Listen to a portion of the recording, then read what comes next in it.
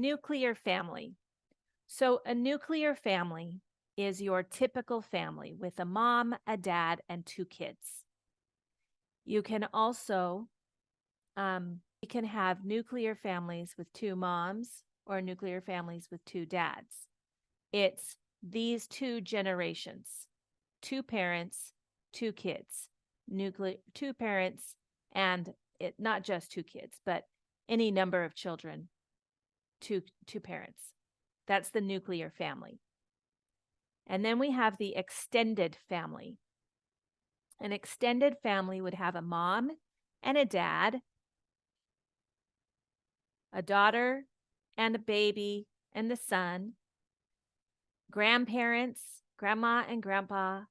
This might be, I don't know, do you think this is a child, or maybe this child is the brother or sister to this child who is married to this person? But the whole family together is the extended family. Although I'm a dog person, and I would say the dog is part of the nuclear family.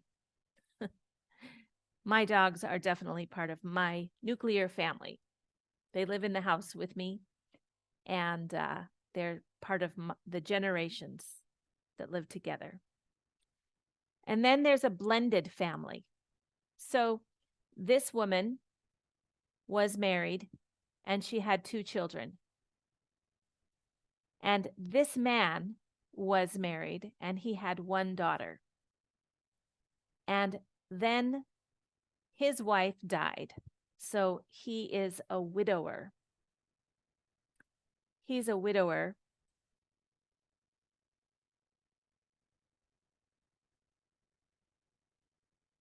Because his wife died.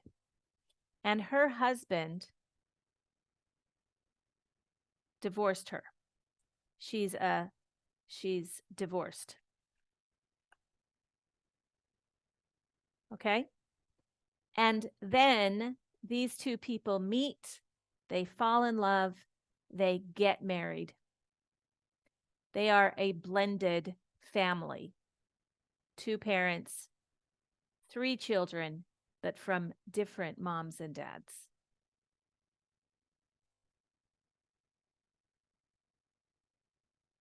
And we have the single parent family.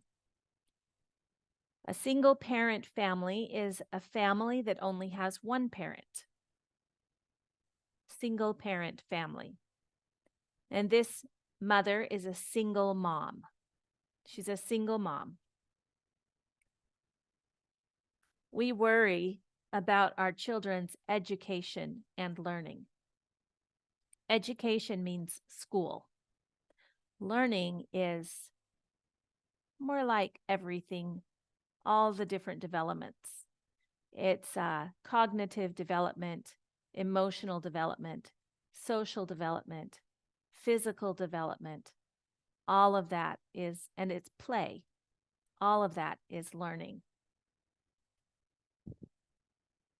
Homework. Our children have to do their homework. That's one of the clear expectations. Our children should do their homework. And when they're not in school, they might have extracurricular activities. Maybe they study music or sports. Maybe they read or take care of animals. They have extracurricular activities. Those are activities outside of the curriculum. Extra means more than what's here. Parent-teacher conferences. So this guy is the teacher, and this mom is the mom, and here's the student. The mom and the teacher need to talk. They need to have a conference. This happens, I don't know, 1 or 2 times a year, unless the child needs more help. And then the parent might email, the teacher might email the parent. The teacher might send things home with the child, asking the parent to do things. School involvement. It's very important for parents to be involved in school. We should go to their activities. We should help our children with their homework. We should know what's happening. And maybe there's more that the school needs us to do. So we should pay attention and ask the school, what do you need from the parents? Health and safety. We worry about our children's health. We take them to the doctor, and we try to keep our children safe, secure.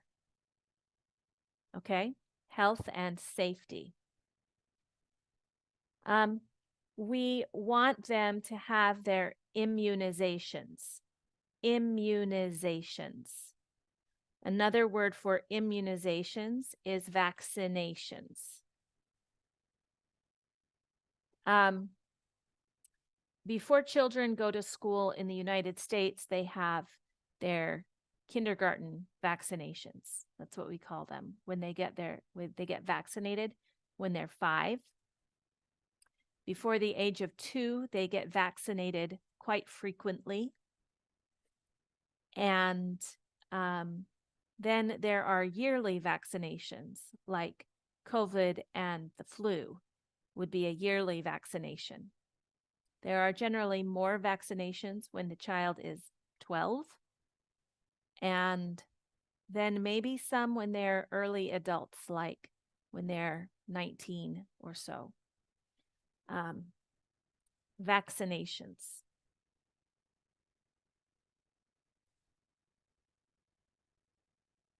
Immunizations. And we have to think about their nutrition. Nutrition. Do they eat mostly fruits and vegetables? Do they have grains and milk, dairy products? Nutrition. Nutrition. Shun. This word right here. Shun. Child-proofing.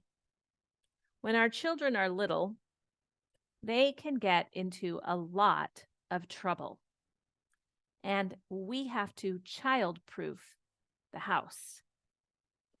We have to make sure that the bookcases won't fall down. We have to put handles on the doors so they can't open the door and run away. We need to put guards on the stairs and the windows so our children won't fall. We need to put locks on the cabinets so our children can't get in and maybe hurt themselves. We also need to take our children to their well-child checkups. A checkup is the visit to the doctor that is not because they're sick, just because they should go. When a child's a baby, small baby, they go every 2 months. And then when they're about 1, I think they go at 1 and then at 18 months, so 1.5. And then after that, they just go every year.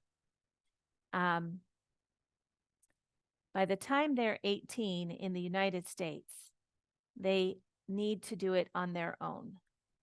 The doctor, I'll still take my children to the doctor.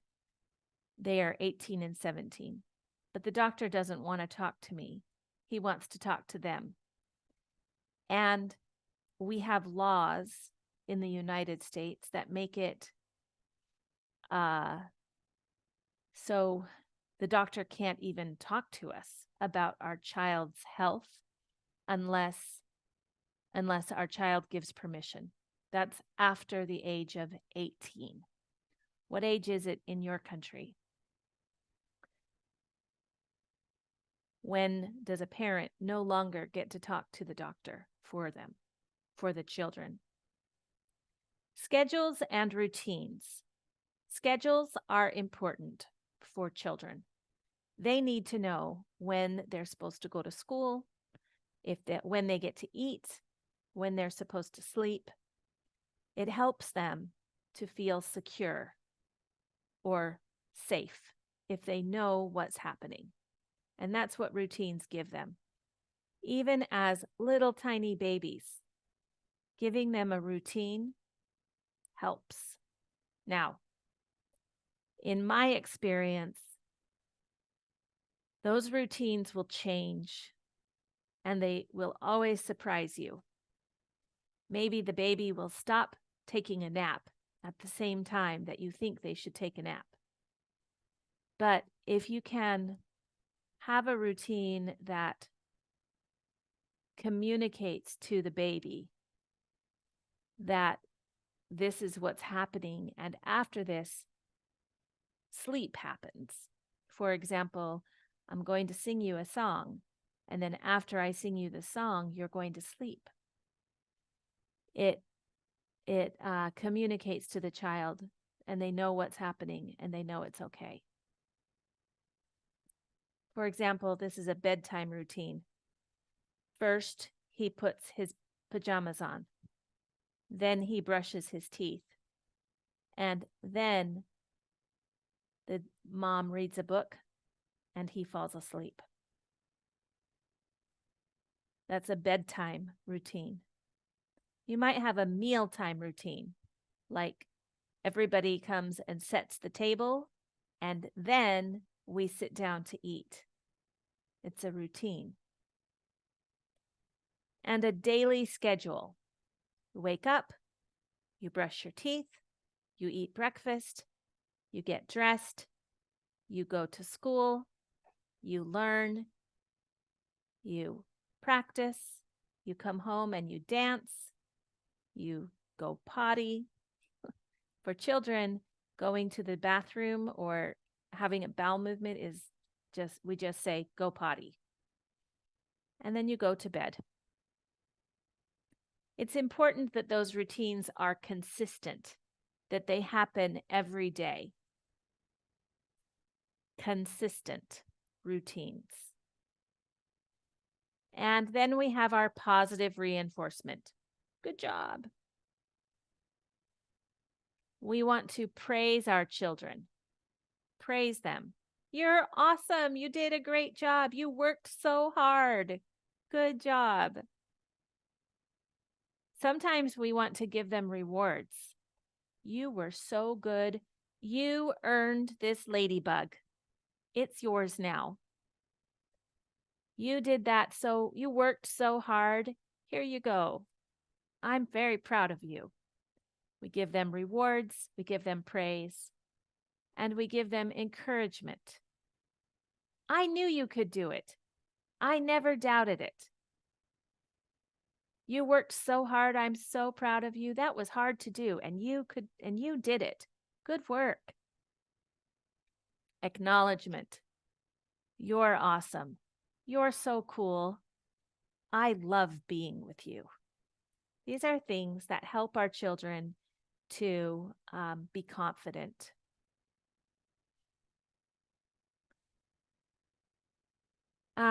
Challenges. Challenges are things that are hard. A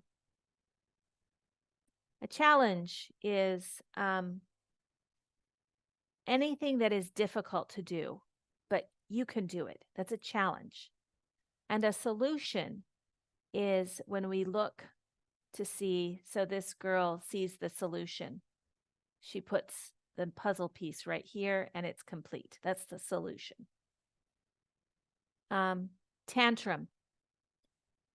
This boy is throwing a tantrum. We generally throw tantrums. He's young. He throws a tantrum because he wants some candy at the store and his mother said no. So he's throwing a tantrum. We generally see this at the age of 2, and we often say that he is in his terrible twos, because there are a lot of tantrums with a 2-year-old, with a 3-year-old as well. They start to grow out of the tantrums maybe by about 4. The tantrums leave as they learn how to speak.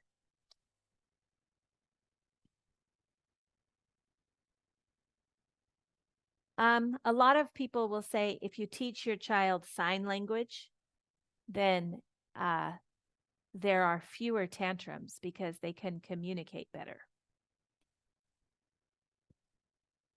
Sometimes we discipline our children by putting them in timeouts. In my experience, discipline has to be changed based on the child. I have one daughter who timeouts just never worked for her.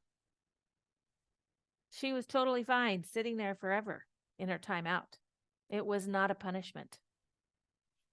So how was I supposed to discipline her and help her do better? For another child, all I had to do to timeouts worked great. Timeouts were perfect. For the child that didn't work for timeouts, actually nothing worked to discipline this child.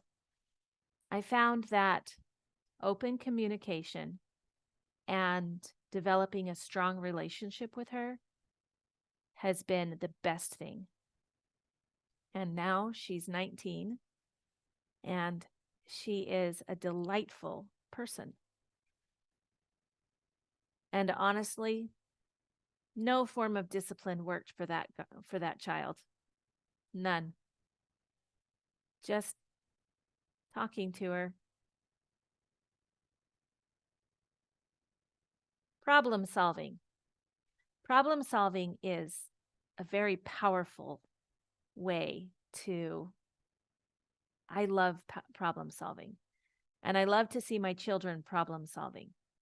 It's when you are faced with something that is difficult, a dilemma, you have a problem, and you think and you work together and you solve the problem.